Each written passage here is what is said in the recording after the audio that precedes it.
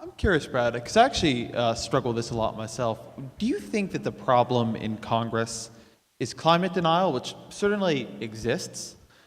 But I often find when you talk to a lot of these folks, more often they just kind of will default to, yeah, it might be a problem, but the economy's bad right now, or it's a tax, or we should do some sort of mystery thing they don't quite find. Do you think the problem is denialism, which gets kind of, I think, a lot of the press, or do you think the problem is simply an unwillingness to take that actual policy step on a problem that to a lot of people doesn't feel tangible, it feels abstract? I think it's both, but I think the latter really does play a significant role. It's interesting, if you look at 2010, when the Senate was debating a climate bill that had a cap and trade system, obviously there were a lot of Republicans who didn't believe in climate change, were flatly against it.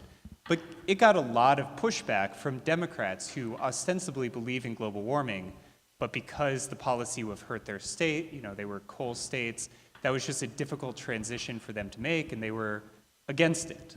Partly that's cultural, partly it's economic.